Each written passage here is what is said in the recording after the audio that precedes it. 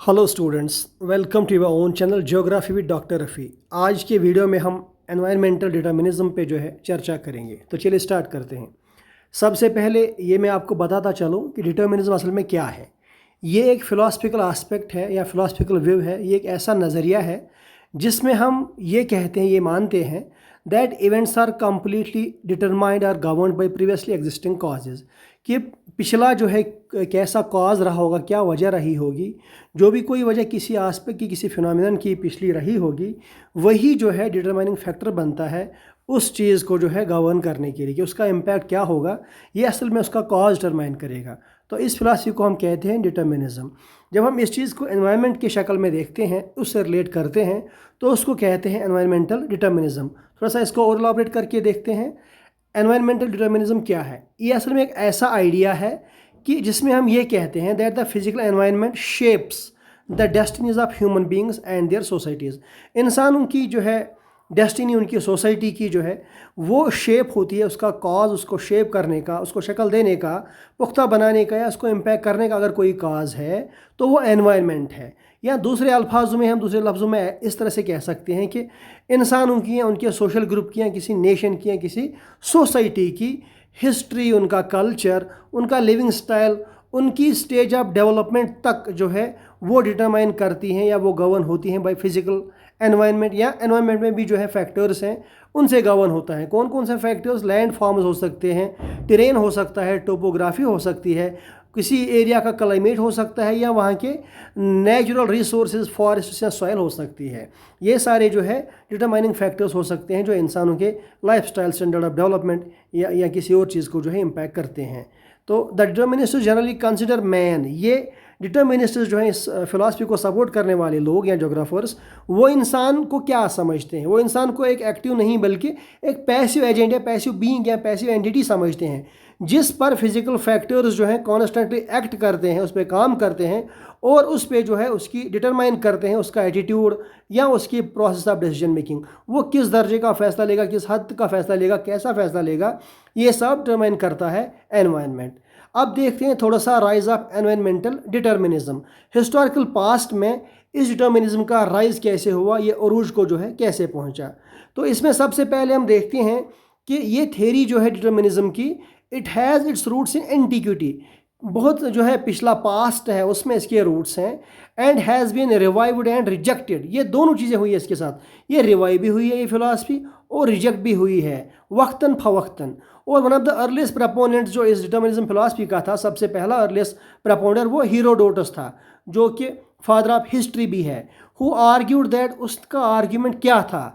उसका आर्ग्यूमेंट ऐसा था, या इन सभी जो फिलासफर जो भी हम जिनके जिक्र करेंगे उनके आर्ग्यूमेंट को जब भी पढ़ेंगे, हम अभी पढ़ने वाले हैं, तो उनमें डिटर्मिनिज्म की फिलॉसफी बिल्कुल आया होगी, बिल्कुल जाहिर रहेगी। तो हेरोडोटस का आर्ग्यूमेंट ये था कि द डेवलपमेंट ऑफ सिविलाइजेशन जो है उसके लिए फिजिकल एनवायरनमेंट रिस्पॉन्सिबल है। फॉर एग्जाम्पल उसने दो चीज़ों का एग्जाम्पल दिया।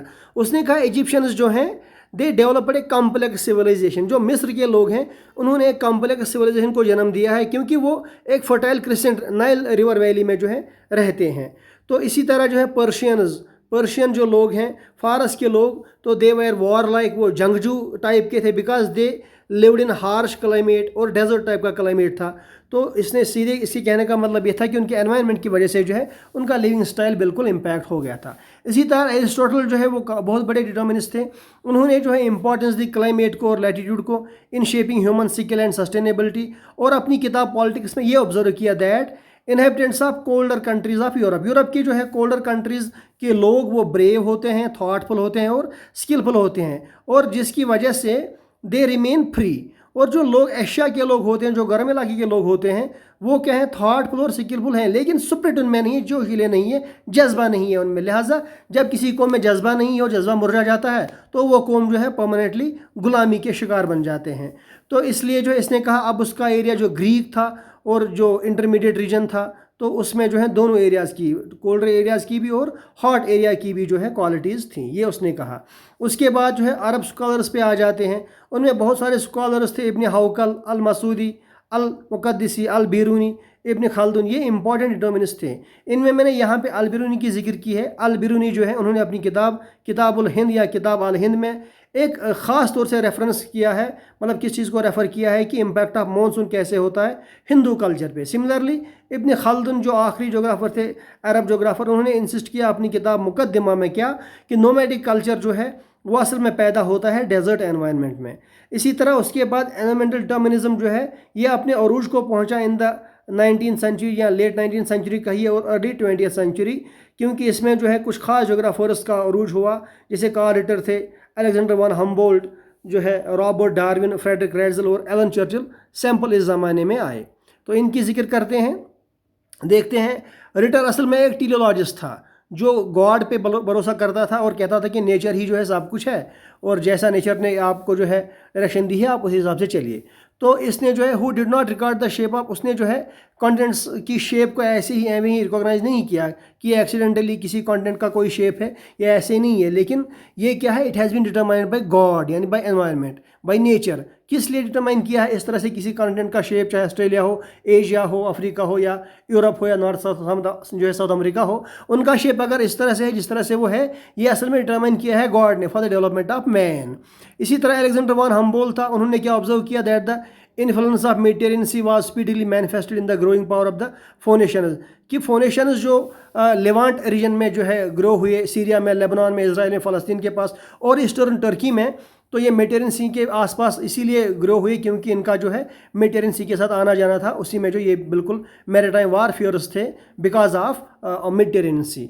इसी तरह जो है डिटर्मिनिज्म क्या है, ये सेंट्रल आइडियोलॉजी, सेंट्रल फिलासफी बना in geography during 20th century या late 19th century because of the nature centred या डिटर्मिनिस्टिक आइडियाज़।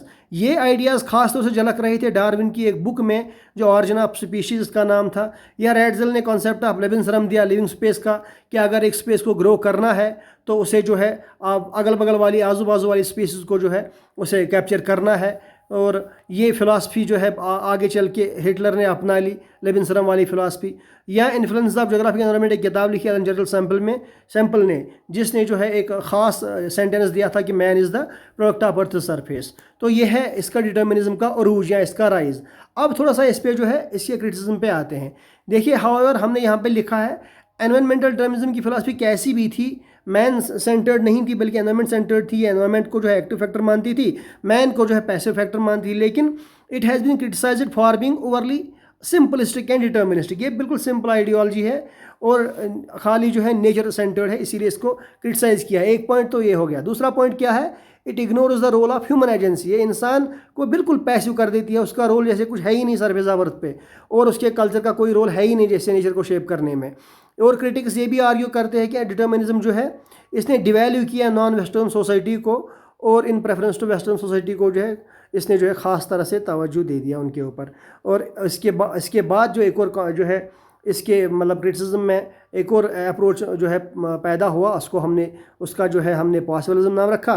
तो पॉसिबिलिज्म एक्नॉलेज करता है role of human agency in shaping culture and behaviour, और वो सजेस्ट करता है कि ह्यूमन जो है उनके पास कैपेबिलिटी है, एबिलिटी है to overcome environmental constraints and create their own cultural patience. Thank you very much.